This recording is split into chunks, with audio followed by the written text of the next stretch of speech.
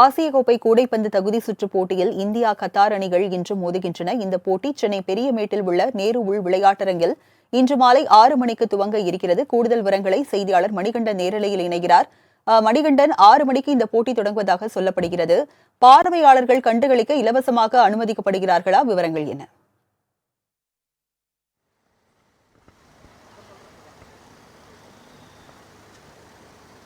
நிச்சயமாக அடுத்த ஆண்டு சவுதி அரேபியாவில் நடைபெறக்கூடிய ஆசிய கோப்பைக்கான கூடைப்பந்து போட்டிகளுக்கான தகுதிச் சுற்று பல்வேறு நாடுகளில் பல்வேறு நகரங்களில் நடைபெற்று வருகிறது.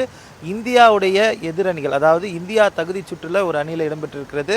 அந்த குரூப் சுற்றுகளுக்காக கத்தார் மற்றும் கஜகஸ்தான் அணிகளுடன் மோத இருக்கிறது. அந்த போட்டிகள் இன்றைய தினமும் 25ஆம் தேதியும் இந்த வளாகத்தில், அதாவது பெரியமேட்டில் இருக்கக்கூடிய நேரு உள்விளையாட்டு அரங்கில் சரியாக மாலை 6 மணிக்கு துவங்க இருக்கிறது. முக்கியமாக இந்த போட்டித் தொடரை பொறுத்தவரையில் 16 அணிகள் இடம்பெறுகிறது. இதில் முக்கியமாக அந்த போட்டியை நடத்தக்கூடிய சவுதி அரேபியா நேரடியாக போட்டிக்கு தகுதி பெறுகிறது. மீதம் இருக்கக்கூடிய அணிகள் அனைத்துமே தகுதி சுற்று அடிப்படையில் மோத வேண்டிய சூழல் இருக்கிறது. இந்த மொத்தமாக இந்த 24 அணிகள் 6 சுற்றுகளாக 6 பிரிவுகளாக பிரிக்கப்பட்டு ஒவ்வொரு பிரிவிலும் 4 அணிகள் இடம்பெற்றிருக்கிறது.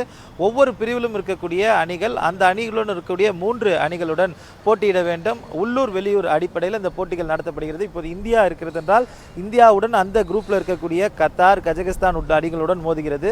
கத்தார், கஜகஸ்தானுடன் இந்தியாவில் ஒரு முறையும், கத்தார், கஜகஸ்தானுடன் அந்தந்த நாடுகளில் ஒரு முறையும் இந்த போட்டி என்பது திட்டமிடப்பட்டிருக்கிறது. இந்த தகுதி சுற்று போட்டிகள் பல்வேறு நகரங்களில் நடத்தி முடித்ததற்கு பிறகாக ஒவ்வொரு சுற்றிலுமே முதல் 2 இடங்களில் இருக்கக்கூடிய அணிகள் நேரடியாக ஆசிய போட்டிகளுக்கு, அதாவது சவுதி அரேபியாவில் அடுத்த ஆண்டு ஆகஸ்ட் மாதம் நடைபெறக்கூடிய அந்த போட்டிகளுக்கு தகுதி பெறுகிறது.